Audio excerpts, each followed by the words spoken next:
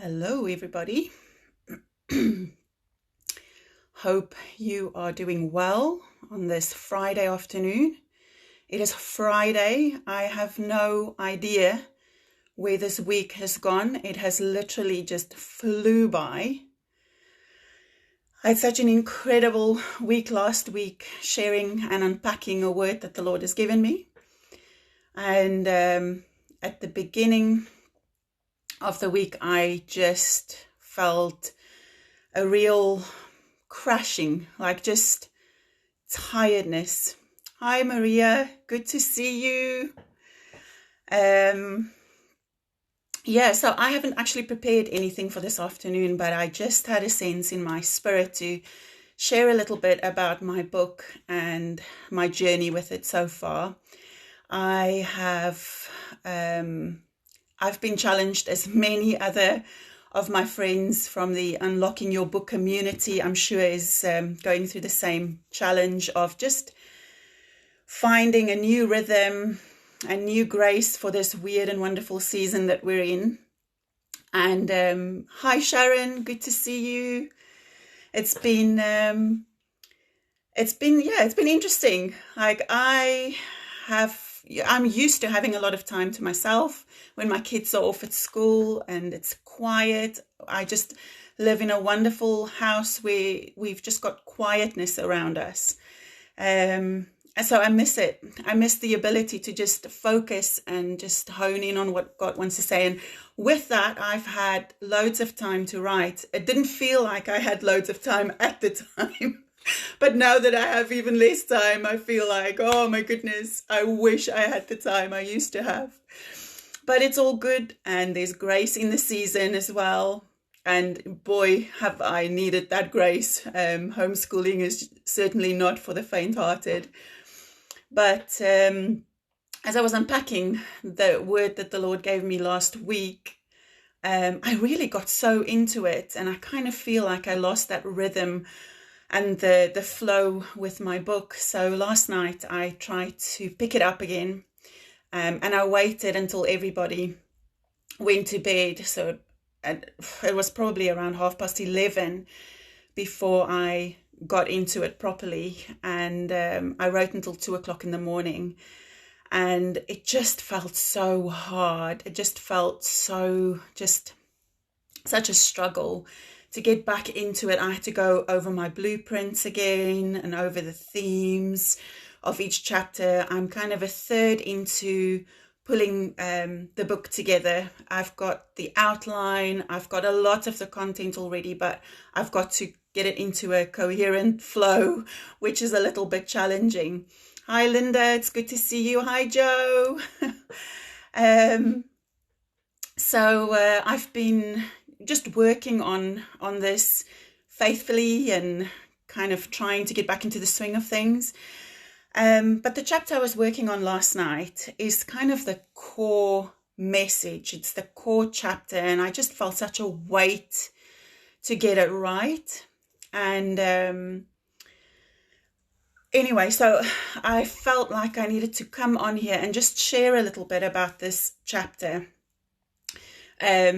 As I was sitting down to write, the book I'm writing about is on my experience of encountering the heart of the Father as I watched the movie Tangled in the cinema about 10 years ago. And, as I was reflecting back and I was writing, I remembered 10 years ago as well, in January the 11th, my baby girl was born, Zoe. She is gorgeous, absolutely beautiful. And the minute my husband saw her, it was love at first sight. He fell for that little girl fast and hard. And I remember he didn't even want to bring her back to me so I could hold her a little bit longer. He was showing her off as soon as she arrived. And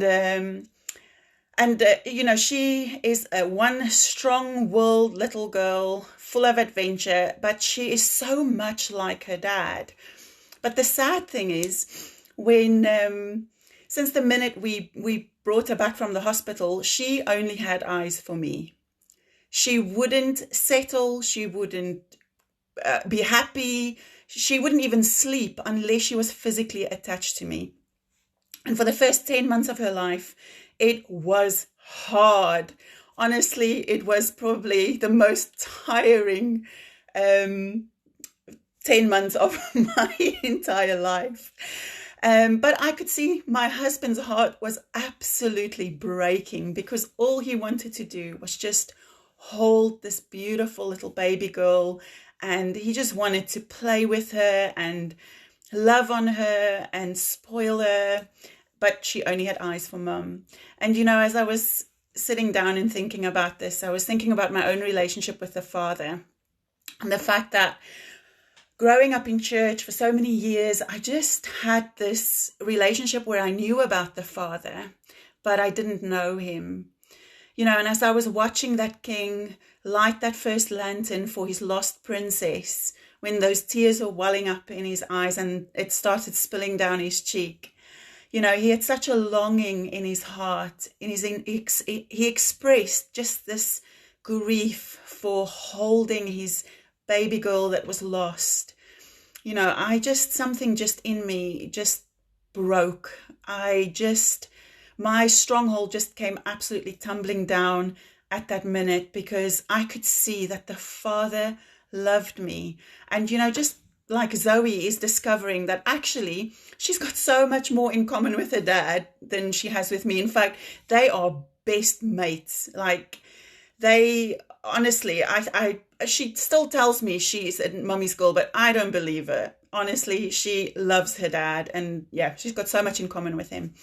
And I think it's such a beautiful thing when we start to discover the heart of the Father and how much we are like him when we spend time with him. So this afternoon, I just want to encourage you to just spend some time with your daddy. He loves you. I pray that you will really understand and know and experience what it is to be a daddy's girl, that you will really connect with the heart of the Father. So I want to invite you as well, if you'd love for me to pray for you, just drop a little heart below in the comments, or drop something below. I will spend the next day just really praying for you to have a powerful encounter with the heart of the Father. And if you are a praying person, then please pray for me as well, as I pick up my book again and continue pulling it all together. I'm hoping for and believing for a supernatural grace on it, so I can finish it quickly, because the Lord is just pouring stuff in me at the minute that I know I need to kind of move on to the next thing. And just finding focus in this time is a really big challenge at the minute. So anyway, thank you so much for everybody that was on here this afternoon. So good to see you. And have a wonderful afternoon. I love you. God bless you. Bye.